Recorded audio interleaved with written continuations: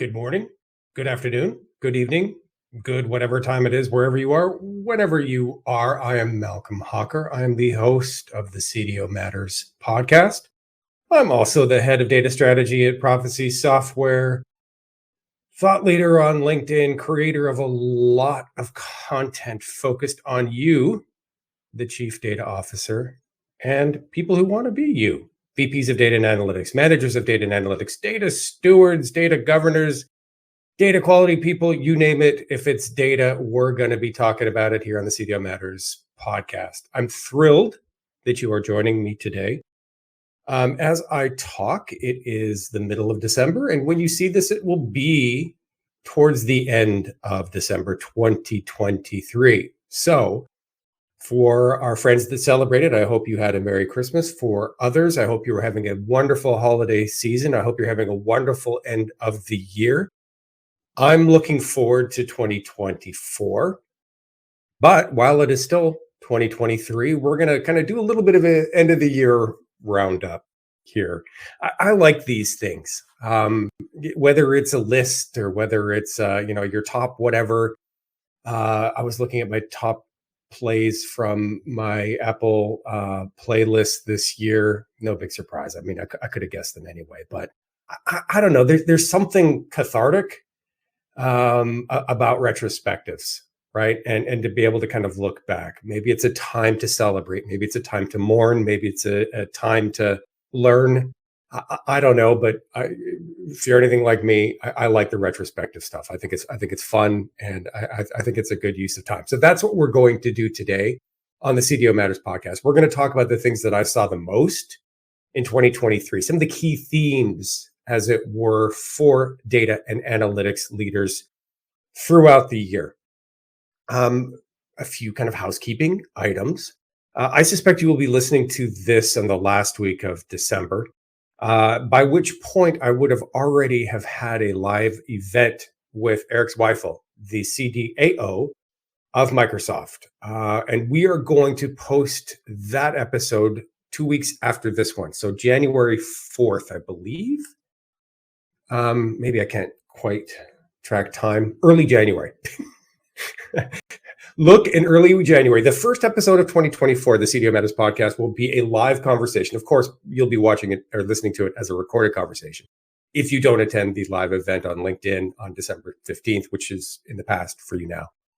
But if you didn't attend that live event, you'll have a chance to listen to my conversation with Eric that we are recording literally tomorrow, because today is Thursday and tomorrow's Friday, which we're gonna do it. Eric is just an awesome guy. I've got a chance to know him a little bit and get to know him a little bit over the year. Had a wonderful conversation with him over dinner in Boston, I think. I don't know. All the cities are melting together. That sounds horrible, but it's true. Just a super smart guy, a really nice guy, somebody I enjoy talking to. I hope that comes through tomorrow in our recording when we're talking about the state of the data nation. And of course, he's a CDO for Microsoft. We're going to talk about OpenAI. We're going to talk about AI. We're going to talk about the Microsoft Fabric. We're going to talk about other things front of mind to CDOs. We're going to talk about what's going on at Microsoft. I think Microsoft is head and shoulders ahead of the cloud. Let's just call them the cloud hyperscalers when it comes to data management, data infrastructure, and creating what would otherwise be called a modern data ecosystem. I think Microsoft is leading the pack, and I'm really looking forward to my chat with Eric tomorrow. And I hope that you can catch that when it comes out as a recorded version of CDO Matters, because I think it would be well worth the hour to listen to it. So I think that's the only housekeeping item for today. Please look forward to that. Let's talk about 2023, shall we? Wow. What are some of the key themes? One, when I look back in the year, I think the year really started with the one word that still sticks in my brain, because it was sticking in my brain in January of 2023, and it's still there now, was uncertainty. And we started the year with a lot of uncertainty. We were coming off of the kind of the reopening of the economies after COVID, and things were going reasonably well. But China was still kind of mired, or China was still stuck, shut down. There were still at the time supply chain disruptions and shortages. There was still a lot of uncertainty of what that would mean for kind of GDPs with nations around the world, for consumer demand around the world. There were some kind of dark signs on the horizon with the beginning of discussions around interest rate hikes, and on and on. And we started the year with a lot of uncertainty. And there were a lot of people talking at the beginning of the year about the recession. That was a word that was being batted around a lot at the beginning of the year. And there were a lot of people who had fairly gloomy outlooks of 2023. I can say that, at least from my perspective of my experiences here in the United States, in Canada, and to a lesser degree, I want to say Europe was arguably hit a little harder, just a little. But for the most part, it wasn't as much of an economic meltdown as a lot of people thought. Yes, people, are losing their jobs. The recent news is a lot of people being laid off from Spotify, and I personally know many people who were negatively affected this year by downsizes in the corporate world. But at the same time, it wasn't nearly as bad. I mean, I was around, folks, for 2008. I was around for recessions in the mid 90s. I have been laid off more than once. It's a growth opportunity. And the time I look back, and it was like, wow, I learned a ton from that. I learned a ton about how to manage my career. I learned a ton about how to pick the right job. I learned a ton about how to pick the right leader. But at the time, it's absolutely no fun at all. It's a horrible experience. It's causes an awful lot of self-doubt, not to mention a lot of stress, particularly if you have a family, particularly if you're mid to late career like I am. Getting laid off is it just sucks. And it's easy to look back and say, oh, well, it's a growth experience. And, beyond every closed door, there's a new open door, and yada, yada, yada. But the story here is that at a macro level, I think we can say that the news wasn't nearly as bad as we thought it was going to be. Of course, for those of you who may be in Israel, or who may be in the Ukraine, or maybe in other war-torn areas of the world, the news is not rosy. And it breaks my heart that these things are actually happening in our world today. I really wish we would have evolved beyond that. But, I mentioned this in the last episode. I really wish that we had more peace in the world. But I think at a high level, insofar as there is suffering around the world, insofar there is war, from an economic perspective, I think the year was not nearly as bad as we thought it was going to be. Particularly when it comes to corporate America, corporate demand, people needing the services of data people like you and I. The services are needed, right? And they remain in demand. And whether you are providing software, or whether you are a data professional, maybe you're a consultant or an analyst, 2023, I suspect, was generally a pretty decent year for you, not a horrible year. And for that, I think we can all be thankful. Number two, the return of the live conference, the in-person conference. This started, of course, in 2022. We started going to conferences again towards the summer of 2022. The first one I went to in July of 2022, I caught COVID, as did a lot of people that I knew as well, through no fault, of course, of the conference coordinators. But 2022 was still a little tenuous. 2022, there were a lot of people who were still staying home for very obvious reasons. But 2023, I'll tell you, man, woo-wee. And I've got the proof here. This is my Mr. T moment.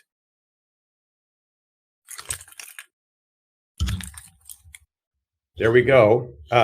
This is my proof. And by the way, this is just a sample. This isn't all of them.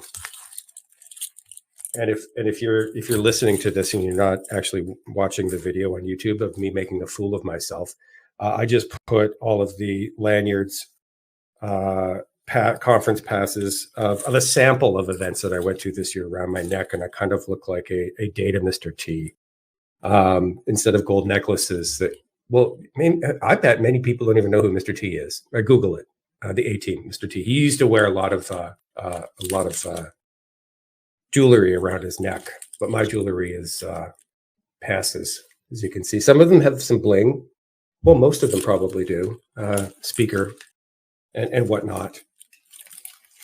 Anyway, yeah, the live conference returned. I'm taking off all of my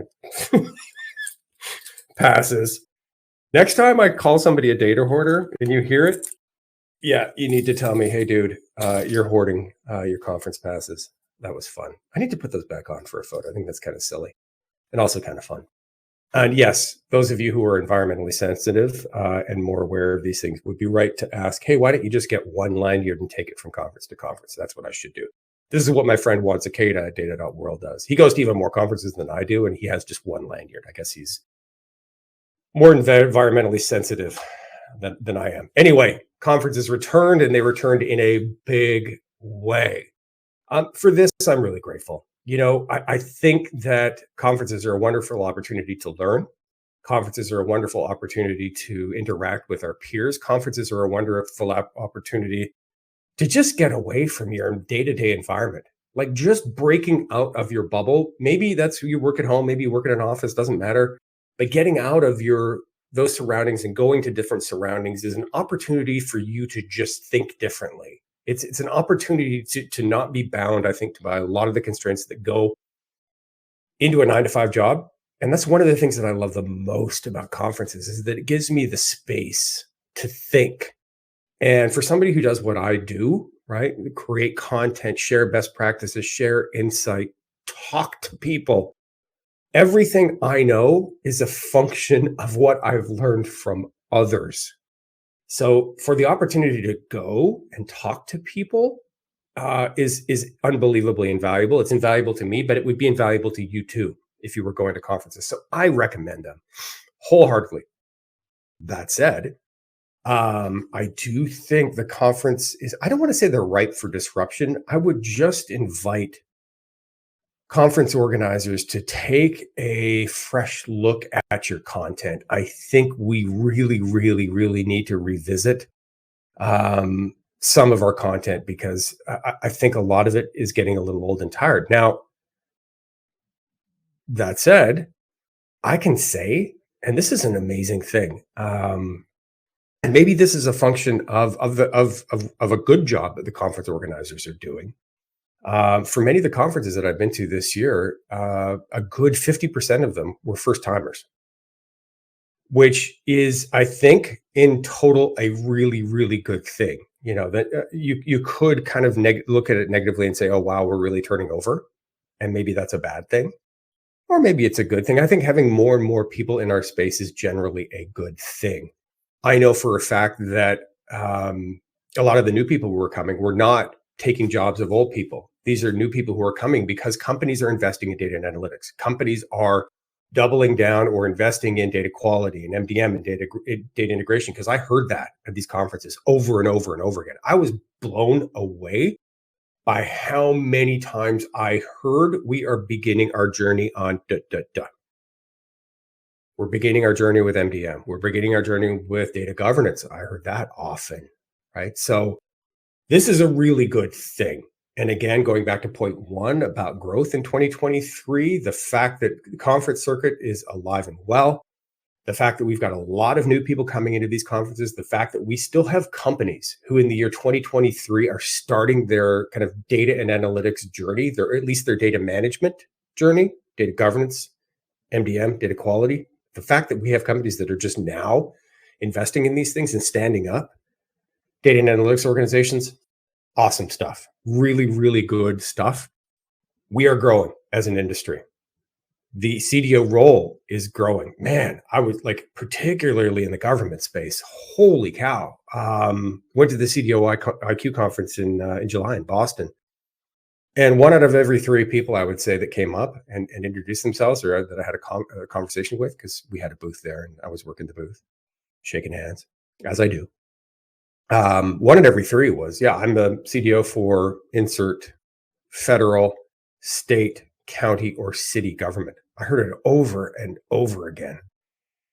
And that's a wonderful thing. One of the things that I found interesting from that, though, is that often you were talking to people who were clearly more mid-career, right? Typically, you would expect a CDO to be later career. And for a lot of these folks, sorry, folks, I'm sniffling, usual seasonal allergy stuff.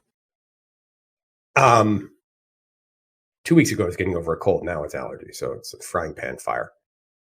A lot of these CDOs are mid-career, and that's a wonderful thing. But it also means that often, I would say that there may be a relative shortage, for lack of a better word, of some of the real world experience that CDOs may otherwise need for success. This is an opportunity for consultants. It's an opportunity for people who, like me, who share best practices and who are devoted to helping CDOs succeed in their role. So it's just a good thing.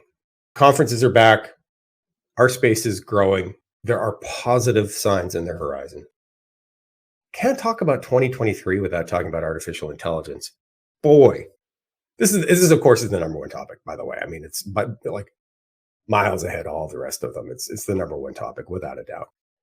I've seen such an interesting arc in a really short time, whether we're talking about the arc of the technology itself or whether we're talking about the arc of just kind of general awareness of AI within the data and analytics space. Let's talk about the arc of the technology. Well, yes, we still are mostly talking about generative AI and large language models. I think that makes sense. There are a lot of companies that have been doing AI for a while. Depending on who you ask, it is about 50% of companies have some form of data science function. That function can be formalized in a data and analytics team, or it could live more ad hoc, for lack of a better word, within specific business functions. You could have a data scientist living in a marketing function, for example, working on propensity models, that kind of thing. But give or take, about 50% of companies have some form of data science role in them. For those companies, I think they kind of had a little bit of a head start.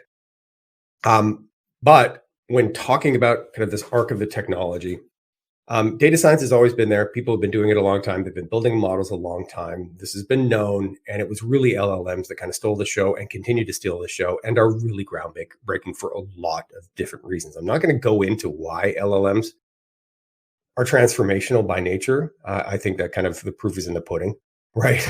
This isn't just another shiny object, right? This isn't another Hadoop. How do we know? Well, because teenagers are using ChatGPT to do their homework. There are real use cases here. I mean, the list is very, very long. I won't go into that. But what I've seen, in a year, we saw ChatGPT 3 was released in November 2022, and in a year now, I think we're on to version 4 Turbo, and a whole bunch of other LLMs have come along. Right? There's Bard, there's Llama from Facebook, which is open source. X, Twitter just came out with one called Grok. Google has upgraded. Well, they didn't upgrade Bard; it's still out there, but now Google has their DeepMind product, which is multimodal, that is text and video, and this just looks unbelievable. So there's more and more to choose from out there, and more companies are racing into the space. The arc of kind of knowledge within the data analytics space, we started, I would argue, incredibly flat-footed. Because I was having a lot of conversations at the beginning of the year with CDOs who were saying, well, okay, yep, there's this thing, there's these LLMs, and that's great, but we're not ready because I can't use my data to train a model. And what I would say to that is, well, you're not going to train a model. The P in GPT, generative pre-trained transformer, the P stands for pre-trained. So if you're using a commercial off-the-shelf for-profit LLM like a ChatGPT, then you're not going to be training it. It's trained. It comes trained out of the box, right? And these training processes are insanely resource intensive and cost intensive, right? So as a simple comparison, a GPT-4 has 700 billion parameters. Llama has 70 billion parameters, and to create Llama required 6,000 GPUs, graphical processing units, 6,000 GPUs to be running nonstop for 12 weeks, using the entire internet as its fact-based. And by the way, using a whole bunch of text data, not using any rows and columns to do it. So at the beginning of the year, I was hearing CDOs say, we're not ready. My data's a mess. There's so much garbage in my data and I can't use it to train any LLMs. And I was hearing this over and over and over again. And I was saying, hey, don't worry about it because you're not going to be training LLMs in the short term. Nobody will. And chances are you never ever will need to, because in a matter of months, the LLMs are going to be largely commoditized. And I think we've seen this, right? LLMs are now competing on accuracy. They're not competing on how much more of the internet can I go grab and index. They're not indexing, but you get my point. Nobody's competing on, well, can I find more data than the internet yet? So I would argue the LLMs have become largely commodity, and now they're just competing mostly on accuracy in terms of things like how they score from a computational perspective, from a mathematical perspective, how accurate they are in their responses, and on and on. So you're not going to be training an LLM unless you live in the business of selling AI solutions. You're not going to be training an LLM. What you're probably going to be doing with LLMs, which is probably true for 95% of companies, is finding ways to extract value from them, right? What you're probably going to be doing is finding ways to get an LLM to give you more accurate, predictable, consistent results. There are ways to do this. Yes, complex prompt engineering today is the way to do it. And I've been making a lot of posts through the year about this thing called the RAG, pattern retrieval augmented generation, where in essence, what you do is you pass a known fact set into an LLM. If you say, if these things are true, then summarize this for me, then make conclusions based on this, do some math based on this. And that's one way that you can most certainly reduce what we call hallucinations. So the arc of the technology here, we've gone from, and the arc of the kind of the knowledge of CDOs in the space has gone from, okay, I really don't know how this stuff works. I think I'm going to be training LLMs, even though I'm probably not. To now we're like, oh, okay, I get it. I think we're probably going to have to find ways to utilize these systems. And now where we are towards the end of the year is that I think that most people are starting to rightfully see that how they will be interacting with AI is through chatbots and through agents, where these agents are the ones, and I will just loosely use the word agent. You could call it an application, actually. Probably a better way to look at it. If you look at LLMs as an operating system and agents or software on top of the operating system, I think that's maybe a more useful metaphor here. I think what we'll be seeing is that people will be interacting with LLMs through these agents. The agents will kind of bundle up prompts. And GPT-4, by the way, can accept 300 pages of text in a prompt. Now, there's a lot of tokens there, and that'll be expensive. So warning, don't go encourage everybody in your company to go submit 300-page prompts multiple times a day, because the meter's running. That'll be expensive. But you can, right? So I think what you're going to be seeing is more and more apps, for lack of a better word, where smart agent technology is used to give you a response that is highly accurate, highly consistent, and highly predictable. And where those agents are really probably kind of tuned towards specific use cases. So that's where things are going from an AI perspective. We've gone from a little bit of the Wild West, don't know how this stuff works, to, okay, maybe LLMs are how most AI is going to be operationalized at scale, which I believe to be true, by the way, in the short term. For most companies, AI will be operationalized at scale through these LLMs and through these smart agents. And in that world of smart agents, where you are basically passing data to an LLM, right? Maybe you're looking at a Power BI report and you're asking an LLM to summarize it. Maybe you're looking at some other data that came from a SQL database and you want to draw some conclusions from it. Maybe you need to help doing some analysis. This is another thing that's happened a lot with AI here, is that now all of a sudden we have citizen data analysts. Like, where in the past that you had to hire somebody to do the analysis, now you can have the LLMs to do it for you. But in this world of using smart agents to do this, what you pass through the smart agent, what you assume to be true, or what you tell them to assume to be true, is highly, highly relevant to the quality of what you get back. So we started the year with this mindset among CDOs that, oh, garbage in, garbage out. But it was through the lens of training things. And I was saying, hey, garbage in, garbage out here is not nearly as relevant when you're talking about training LLMs, because you're training off the entire internet. The internet is not known as a bastion of high quality data. So when you're talking about training LLMs, garbage in, garbage out, I would argue it's less relevant than it's ever been. However, in a world where smart agents are taking data that you give them, taking facts that you give them, and drawing conclusions on those facts, garbage in, garbage out matters. And I hate the phrase garbage in, garbage out, by the way. It'll be another topic we talk about here shortly. But the quality of what you're passing that agent, what you were telling the agent is true, is factual, is highly relevant to the quality of the output. So, yes, it does matter that we need to get our data houses in order. However, I would urge CDOs to avoid the temptation of saying, hey, we can't get any value from AI until we get our data house in order. What I would urge is CDOs need to find use cases that you can leverage now using existing technology, right? There are most certainly going to be some use cases in your organization that could benefit through the automation of some sort of natural language experience, whether that is maybe some sort of customer service chatbot, right? Maybe there are other potential use cases here where you could leverage this technology where sensitivity to data accuracy is less material than it would be for other use cases. So this is point number 3 of the year 2023 in review. What I saw in this year as a part of this kind of this bumpy road of AI that we're on was a lot of CDOs react with fear, and rightful. I mean, I get it. But a lot of them react with fear and basically say, stop. We got to get everything in order. We need to slow down.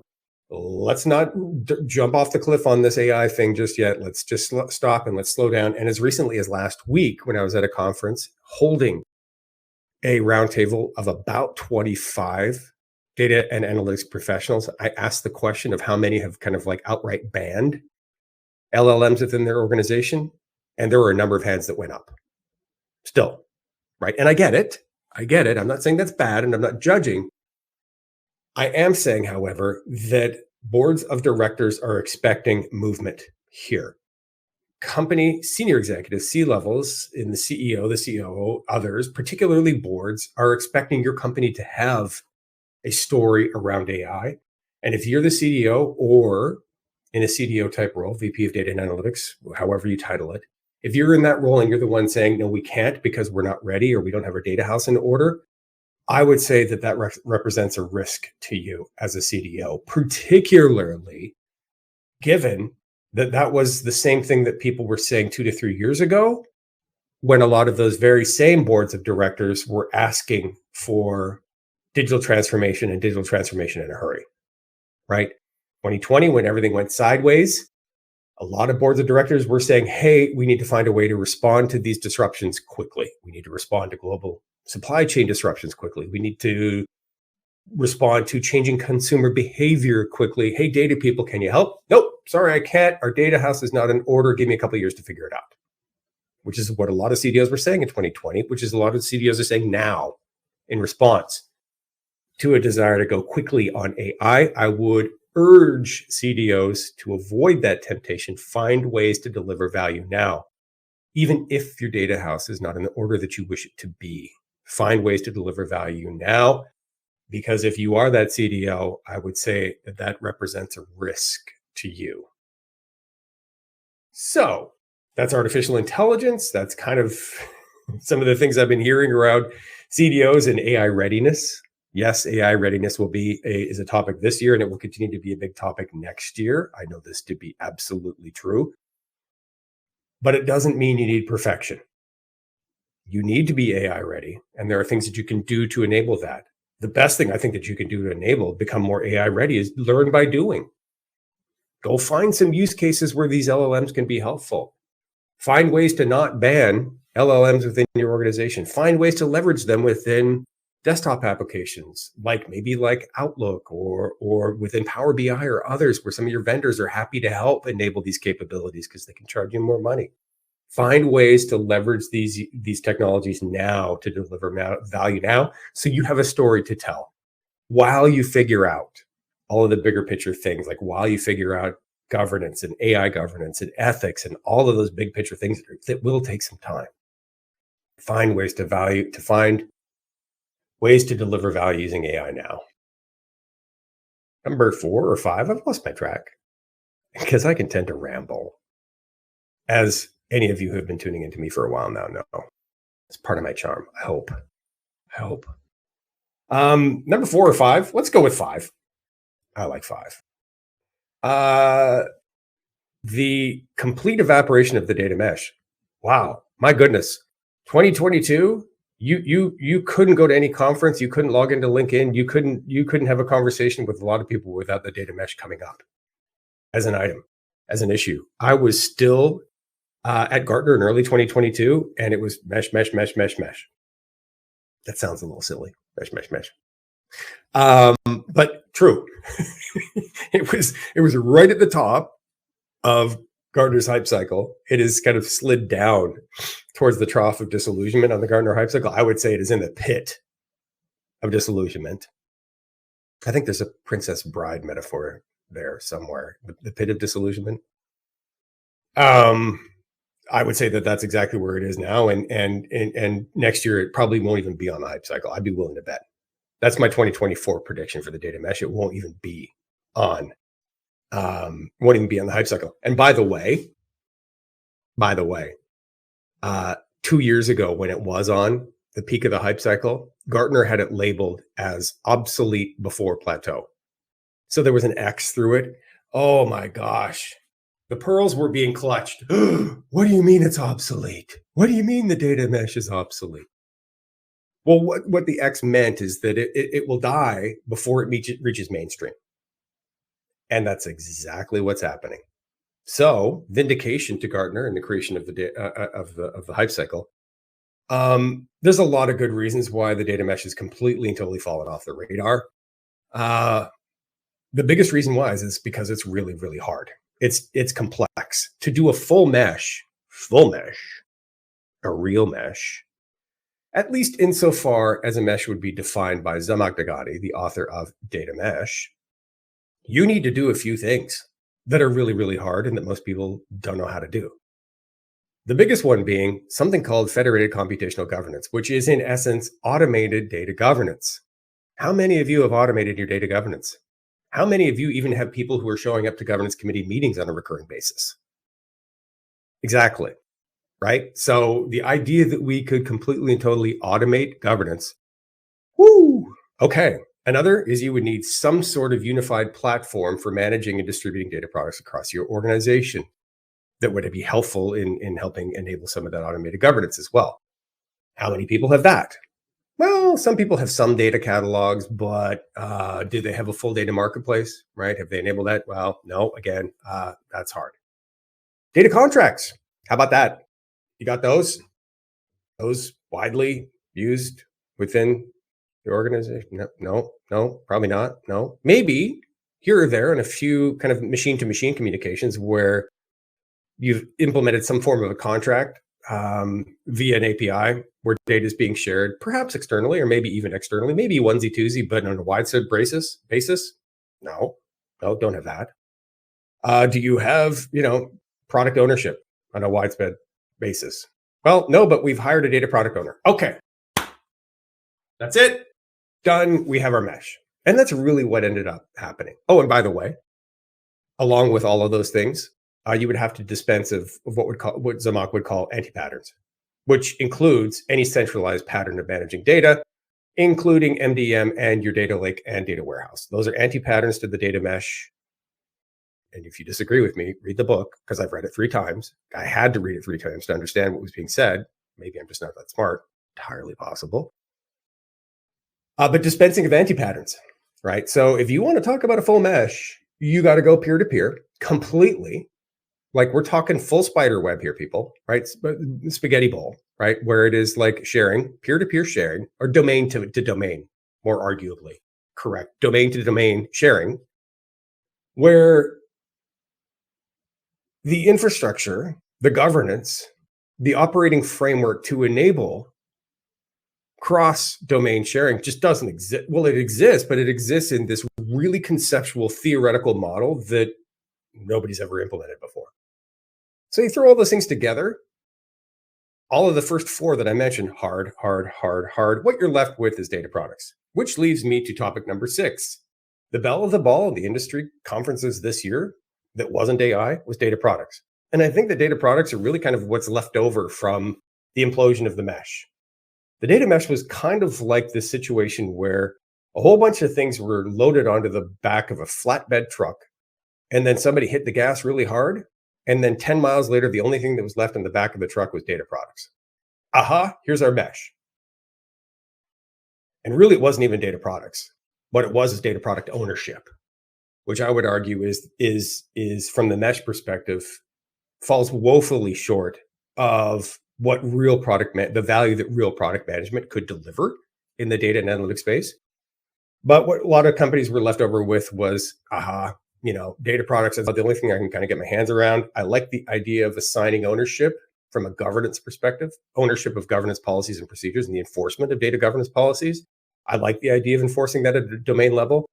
My customers in sales and marketing have been complaining about a lack of control of their own data. So I'll assign a data product owner. You can go figure out the governance within sales and marketing, knock yourself out. Aha, here's our data mesh. That's really what happened. And I think that the craze this year around data products is a leftover from that. And as much as it pains me to say this, because I really, really, really do believe that product management, when applied to data management, can have transformative impacts. I think there's so much goodness here. The list is long. I've done a podcast on this already earlier this year. Check it out. I really think there's going to be some goodness there. But frankly, there's just not enough juice in the squeeze to keep data products on people's minds, because I think in 2024, it'll be the last thing that falls off the data mesh truck, but it'll fall off because most people aren't doing it, what I would say, the right way. All they've done is made somebody who is in an early to mid-career position, they've made them the owner, quote, quote, of data, particularly shared data, that can never, ever truly be owned by a single person. Untenable position. So that's a prediction for 2024. We'll talk about that in a couple episodes, but data products will go away. And as much as it pains me to say that, because I wish they didn't. That's data products. That was number 6. I will be talking about that at a number of different conferences this year in 2024. The title of my presentation is Hooray Data Products. What's a data product? That's a reason why it'll probably go away next year, which doesn't bode well for people coming to my presentation. But we'll see how it goes. Maybe I'm wrong. Won't be the first time. Ask my wife. But yeah, there's a lot of people out there talking about data products that really just have no idea what a data product is. And frankly, I just posted something on LinkedIn about this. I really don't care. There's just so much just hand wringing around. How do we define a product? A product is a data product is something created by a data team that solves a specific business problem that business stakeholders would otherwise be willing to pay for, that customers would be otherwise willing to pay for. That's all it is. There doesn't have to be this elegant, hierarchical definition of products that works going up or going down. You don't have to define the lowest atomic level of a data product for it to make sense. You can just say it's something that solves a problem that people would otherwise be willing to pay for. That's enough. We don't need it to be this great wonder ontology that can be traversed forwards and backwards. It doesn't have to work that way. Products can be things that are more loosely defined and more loosely classified. Yes, there are product families. Yes, there are hierarchies in products. But the fact that a raw material can be both a raw material and a product shouldn't be confounding to data people, but it is. What else 2023? Well, when I was at all those events, see my bling before, I was talking about a lot of new people in the field, which is a wonderful, wonderful thing.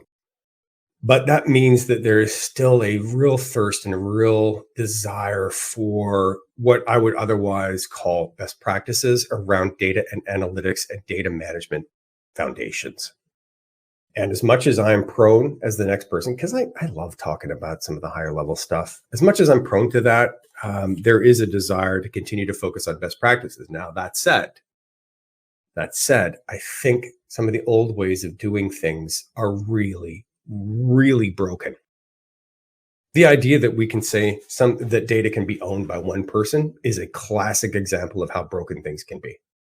That idea of data ownership being a necessary dependency for data governance or data management success. The idea that that is a widely held belief is indicative of some of the problems we've got in the space. It's not working. Data ownership is not working, and it never was able to work for any data that is shared outside of one system. If your data lives in one system and it just never goes outside of your CRM, it's never used by anybody outside of sales and marketing, sure, give it an owner in sales and marketing. Fine. Right? If it's one of the 200 fields in your customer record in Salesforce that nobody cares about other than the CMO, go ahead, knock yourself out. You can give that one person can own that data. But the minute that data starts to go somewhere else, the minute it needs to go into an ERP or into a GL, wherever, the idea that one person can own data is a recipe for success, because the only person, just keep going up the org chart, the only person who would really ultimately own that data is the CEO. And how's that governance meeting going to look? There's only one person sitting there and it's the CEO. Well, it's not going to happen because they got better things to do. So that's, the idea of data ownership, and the list here is just so long. There's a thirst for best practices. We need to figure out some things that have been holding us back for years and years and years. This is number 8 for me. And number 8 in 2023, I'm just going to loosely call modern data leadership. We need new ways of thinking in the data and analytics space. We've been trying the same things for 20 years, this round peg and ramming it into a square hole. I like to pick on data ownership because it's a layup. It's a layup, but I could keep going. About how we approach things, about the words that we use, about the mindsets that we have in the data and analytics team.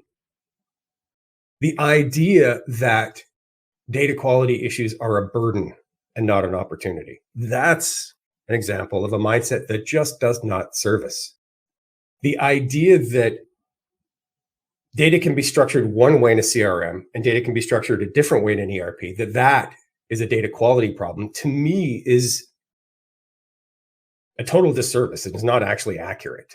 You can say that represents a data quality problem. Those records could be completely and totally accurate. They just happen to be structured in a different way because those applications were built a different way.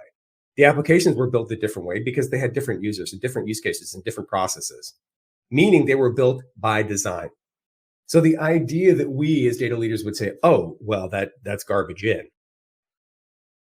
when it might not actually be garbage in, it may actually be data that was structured that way by design to serve a specific use case, to help our customers accelerate their business processes.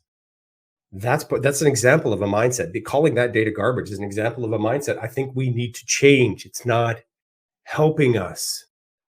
It's not helping us because, frankly, people are tired about hearing us complain about data quality, particularly companies that are successful.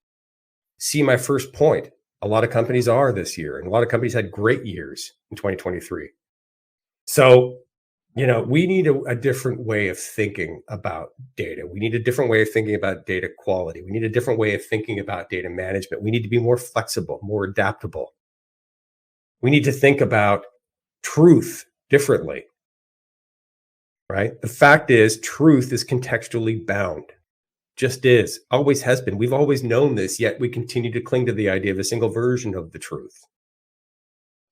At a CEO level, that's a context. The CEO, CFO, that's a business context, and it's a valid business context. What's true to that context may not necessarily be true to an operating level. And we need to recognize both. And to say that one is true and one is not true, again, that's an example of a mindset really not serving us. So 2023, I think, will be remembered by many, including me, as the year when we started to look at things a little differently. And we started to challenge legacy approaches to how we think about data, how we think about leading a data function, how we think about culture. We like to talk a lot. Check out my episode from last week. If you want to hear more about data culture, I talked for an hour about how we need to think differently about culture, so I won't go into detail here. But we use, sadly, culture issues as an excuse to explain why our data teams are not delivering value. And that we just need to stop. We just need to stop, because chances are it's probably not the culture. Probably isn't.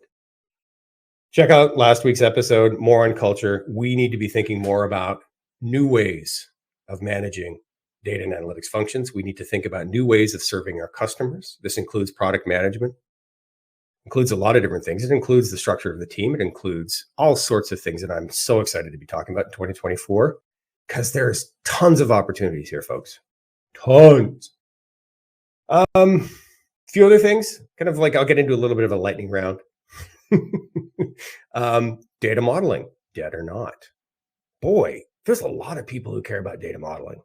It seems like this data modeling, machines can do it. Are you crazy? Machines can never do this. This is pure art. I fall on the machine side. I'm gonna give this one to the machines. Sorry. Like the idea that human beings could be faster, more scalable, more accurate in the long run than machines. I mean, please. Doesn't mean there can't be human oversight, and it doesn't mean that this is happening today. I think that humans can deliver some pretty good results today, but in the long run, I cannot envision a world where data modeling is not being mostly automated. Put your comments below. There are some people out there that are just vehement data modelers that just like scoff at the idea that this could be something that machines do. I think that's largely a reaction to potential job loss. Just is what it is. If you do data modeling for a living, of course, you're going to say the machines can never do it. So data modeling, dead or not, it's not dead. It's critically important. It is literally the frame of the wing of the flying plane. So don't get me wrong. I'm all about data modeling. I just don't think that humans can do it as well as machines can. Semantic layers. A lot of people talking about semantic layers. This kind of falls in the data product bucket. Yay, semantic layer. What's a semantic layer? Sounds great. How do I actually do it? I really envision, or I would like to see a future where semantic layers and MDMs come together. Because MDM software, it's a semantic layer. Okay. It allows common definitions to be created and maintained, right? In fairly complex ways, right? Same is true with semantic layers, although they do it at a schema level and not an object and field level. I'd love to see those things kind of come together in the future.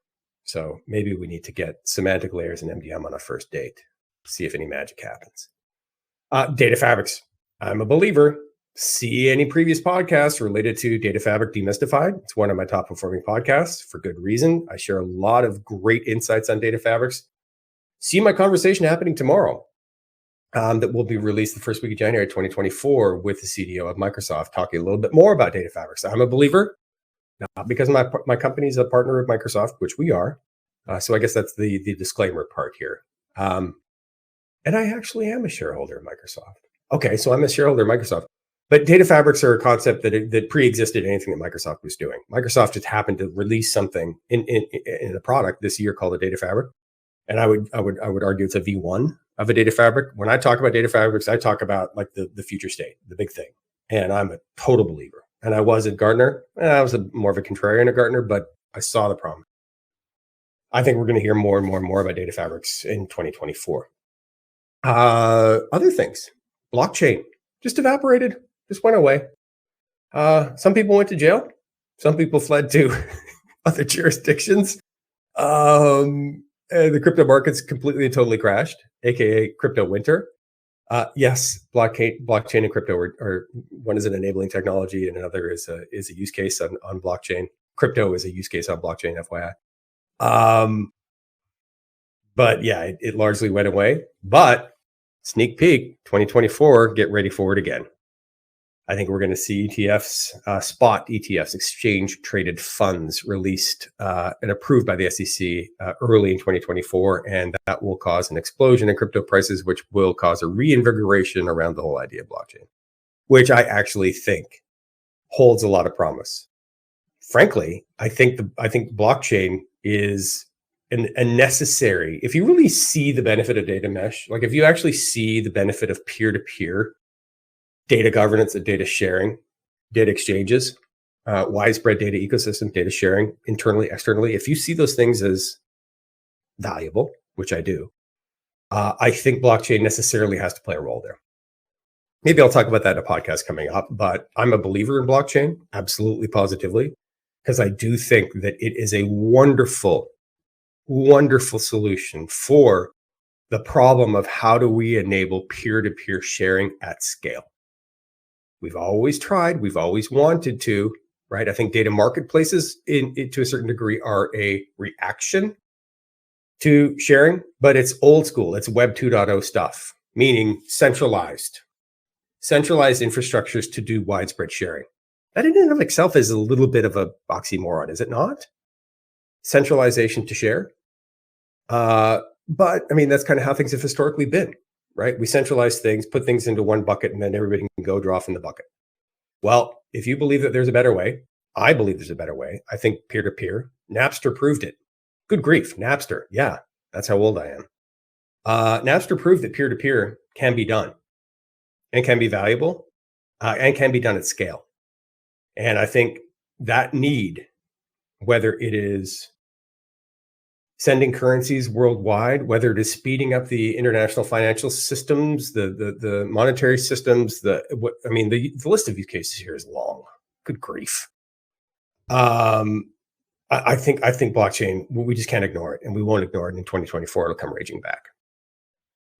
Other kind of runner-ups, it really kind of, that's it. I mean, I still see people struggling with how to value data, and I'm still getting pushback. I'll post things on LinkedIn about, hey, data leaders, we really need to figure out how to value data, and I'm still getting the pushback of, well, it's an intangible, and it's really hard, and we can't do that, and it's not an asset according to the CFO, and we can't.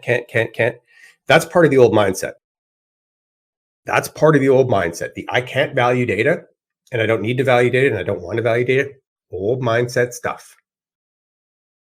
If our sole purpose is to deliver value and we don't measure it, what does that say?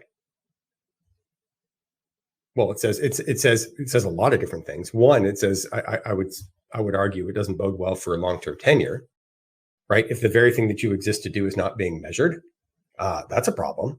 I mean, I've got measurements as a part of what I deliver day in and day out for my job. Most everybody else does.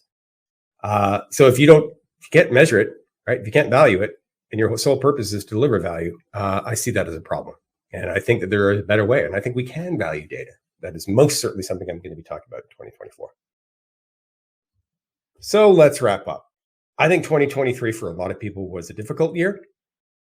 I think 2023 for more people, thankfully, was a pretty good year. I know for me it was, just for me. To the degree that anyone cares, I had a pretty good year in 2023. We got a couple of new fur babies in the house, a couple of little new dogs that we picked up at our local Brevard County dog pound. They're just awesome. They enrich our lives. We love them to death. They're fantastic. We're dog people. Love those two. My job is amazing. My company is amazing. Doing this is just so wonderful, and it's so amazing. Interacting with people, meeting people, talking with people. It's 2023. I will remember it very, very fondly. And frankly, without sounding overly glib, a big reason why I will remember it fondly is because of you. Maybe you're listening to the podcast. Maybe you're giving me a comment on LinkedIn. Maybe you're coming to hear me speak at a conference. Maybe you're coming up to my booth at a conference and having a conversation. Maybe you're sending me an email. Maybe you actually read my monthly newsletter, the CDO Matters Roundup. And maybe you provide comments to it. It keeps me going. It keeps me going. My sole purpose here is to help chief data officers extend their tenure, to make data and analytics leaders more successful in what they do. And I'm only able to do that because of what you provide me and the trust that you give me. So I don't take that lightly. Thank you. Happy holidays. Happy New Year. I will look forward to seeing everybody very soon in 2024. Until then, bye for now.